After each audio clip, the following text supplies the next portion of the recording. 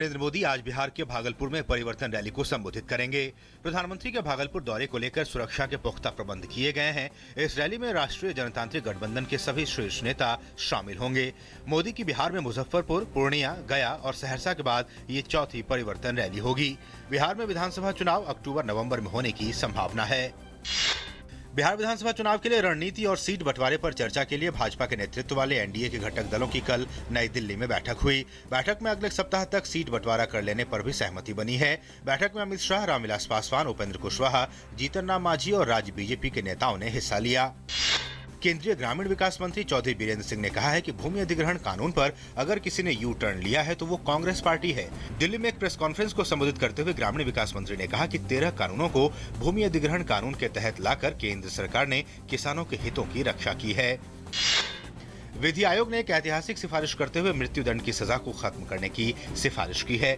आयोग ने आतंकवाद से संबंधित और देश के विरुद्ध युद्ध छेड़ने जैसे मामलों को छोड़कर अन्य सभी अपराधों के लिए मौत की सजा खत्म करने की सिफारिश की है।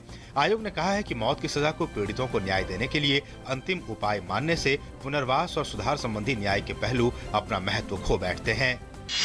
आम लोगों के लिए राहत की खबर, पेट्रोल और डीजल की कीमतों में कटौती की गई। पेट्रोल में 2 रुपए और डीजल में 50 पैसे की कटौती की गई। कंपनियों द्वारा की गई कटौती से महंगाई के मोर्चे पर राहत मिलने की उम्मीद। इस कटौती के बाद दिल्ली में पेट्रोल 61 रुपए 20 पैसे प्रति लीटर हो गया है। वहीं डीजल की कीमत 44 रुपए 45 पैसे प्रति लीटर हो गई है। चीन में मंदी की आशंका के बीच भारतीय अर्थव्यवस्था लगातार अच्छा प्रदर्शन दिखा रही है। पहली तिमाही के दौरान देश की विकास दर 7% रही।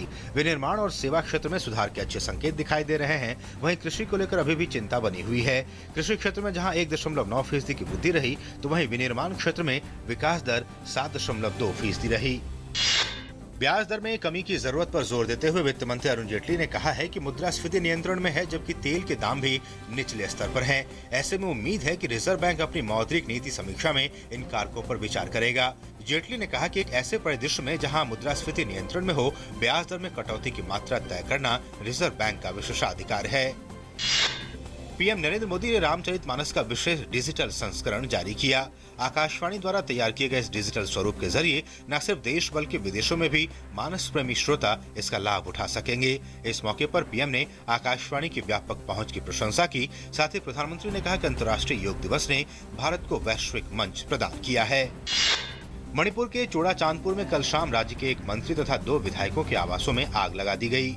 पुलिस के मुताबिक ये आवास परिवार कल्याण मंत्री पी टोन सिमग, हेंगलेप के विधायक मंगा वैफी और थानलोम के विधायक वी वालते के हैं।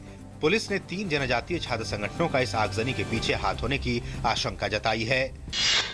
शीना बोरा मर्डर केस में मुंबई की अदालत ने प्रमुख आरोपियों इंद्राणी मुखर्जी, संजीव खन्ना और ड्राइवर श्याम राय की पुलिस हिरासत 5 सितंबर तक बढ़ा दी है।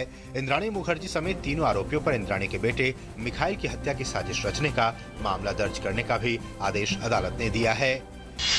यूक्रेन की राजधानी कीव में प्रदर्शनकारियों के साथ झड़पों में एक पुलिस अधिकारी की मौत हो गई है, जबकि कई लोग घायल हुए हैं। ये झड़प तब हुई जब संसद में पूर्वी यूक्रेन के रूस समर्थक क्षेत्रों को ज्यादा स्वायत्तता देने के लिए विधेयक को सांसदों ने प्राथमिक समर्थन दिया। इसके बाद प्रदर्शनकारियों ने संसद के बाहर सुरक्षा में लगी पुलिस पर पेट्रोल बम और पटाखे फेंके। जवाब में पुलिस को आंसू गैस का इस्तेमाल करना पड़ा। स्पेन के उत्तर पूर्वी भाग में एक पटाखा फैक्ट्री में हुए धमाके में कम से कम 5 लोगों की मौत हो गई और 6 लोग घायल हो गए। धमाके की आवाज शहर के बड़े हिस्से तक सुनाई दी। इस फैक्ट्री में पटाखे और माचिस बनाने का काम होता है। अभी तक धमाके के कारणों का पता नहीं चल पाया है। स्थानीय नागरिकों को इस इलाके से दूर रहने की चेतावनी दी गई है। भारतीय टीम ने तीसरे और फाइनल टेस्ट मैच पर अपना शिकंजा कस लिया है। टीम इंडिया द्वारा मिले 386 रन के लक्ष्य के जवाब में श्रीलंका की टीम बेहद दबाव में नजर आई और टीम ने चौथे दिन का खेल खत्म होने पर अपने 3 अहम विकेट 67 रन पर गंवा दिए। क्रीज पर श्रीलंकाई कप्तान एंजेलो मैथ्यूज 22 जबकि कौशल सिल्वा 24 रन पर टिके हैं। राष्ट्रमंडल खेलों के पूर्व स्वर्ण पदक विजेता मनोज कुमार ने एशियाई मुक्केबाजी चैंपियनशिप के 64 किलोग्राम वर्ग के क्वार्टर फाइनल में जगह बना ली है। मनोज ने नेपाल के दीपक श्रेष्ठ को 3-0 से हराया, जबकि एक अन्य भारतीय मुक्केबाज मदन लाल ने 52 किलोग्राम में इराक के मुर्तजा अल सुदानी को इसी अंतर से शिकस्त दी।